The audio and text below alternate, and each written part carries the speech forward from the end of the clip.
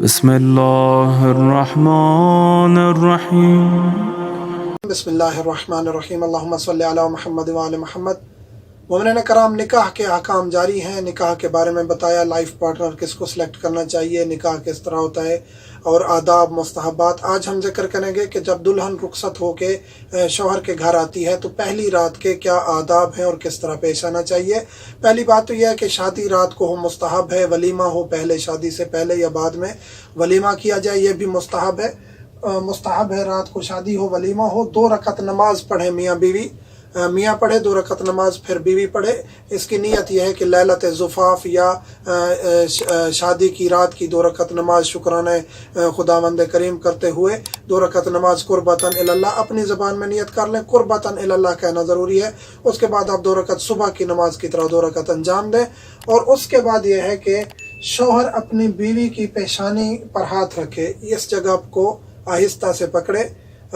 اس video کو like کریں، ہمارے چینل کو سبسکرائب کریں اور بیل آئیکن ضرور پریس کریں ہماری نیو ویڈیو سب سے پہلے دیکھنے کے لیے۔ اور قبلہ کی طرف رخ کر کے دعا پڑھے۔ پیشانی، بیوی کی پیشانی، یہ سامنے والا جو سر کا حصہ ہے، اس کو نرمی سے پکڑ کے دعا پڑھنی ہے۔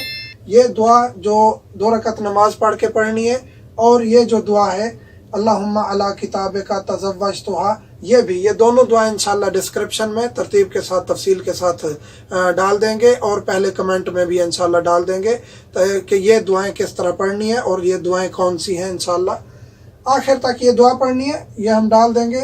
اولاد نرینہ کے بارے میں دعا کرنی ہے، بیوی کے پاؤں دھلانے ہیں۔ یہ بعض لوگ جو ہیں وہ اپنی انا کا مسئلہ بنا لیتے ہیں اور کہتے ہیں کہ ایسا کیوں ہے، یہ شریعت ہے، حدیث نبوی ہے، حدیث رسول ہے، فرمان اہل بیت ہے۔ اس کا فائدہ پھر آگے رسول نے بتایا ہے، وہ فائدہ اگر ہمارے اذہان میں ہوگا تو پھر ہمیں یہاں یہ عمل کرنا پڑ جائے گا۔ اس کے فائدے کتنے ہیں؟ بیوی کے پاؤں دھلانے ہیں، یعنی اس کے جوتے اتارنے ہیں، بیوی کے جو اس نے پہنے ہوئے ہیں دلہن کے، وہ اتار کے شوہر نے کیا کرنا ہے، پاؤں دھلانے ہیں کسی برتن میں۔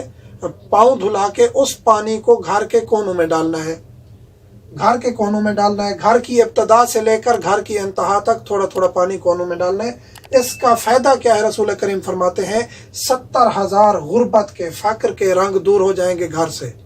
70,000 امیری کے، غنا کے رنگ جو ہیں وہ گھر میں آ جائیں گے۔ غربت کے 70,000 رنگ جائیں گے، امیری کے 70,000 رنگ آئیں گے۔ جزام، برس، ان جیسی بیماریاں ختم ہوں گی جب تک وہ خاتون اس گھر میں رہے گی، اس کی برکت سے۔ کیونکہ یہ ہم ذکر کر چکے ہیں کہ جب دیندار خاتون کی سلیکشن کریں گے تو پھر اس کی برکت سے یہ چیزیں ہمیشہ گھر میں رہیں گی، بیماریاں نہیں آئیں گی۔ اور یہ سوال اکثر کیا جاتا ہے کہ پہلی رات کیا مباشرت کرنا جائز ہے یا نہیں؟ جائز ہے، کوئی مشکل نہیں ہے، پہلی رات مباشرت کر سکتے ہیں، اس میں کوئی اشکال نہیں ہے۔ اور یہ دعا بھی پڑھنی چاہیے، اللہم ارزقنی ولدا واجعلہ تقیا زکیا لیس فی خلقہ زیادۃ ولا نقصان واجعل عاقبتہ الی الخیر۔ یہ دعا بھی انشاءاللہ ہم ڈسکرپشن میں اور پہلے کمنٹ میں ترتیب کے ساتھ کہ یہ دعا 2 رکعت نماز پڑھ کے کون سی دعا پڑھنی ہے، پھر اس کے بعد پیشانی پکڑ کے کون سی دعا پڑھنی ہے، اور مباشرت سے پہلے کون سی دعا پڑھنی ہے۔ تو یہ احکام تھے پہلی رات کے، کچھ آداب مستحبات تھے۔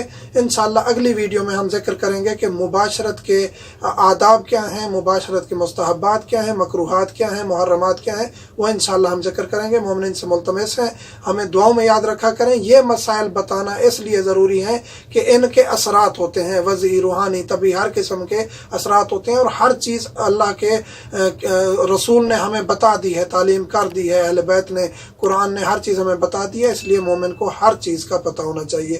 الحمدللہ۔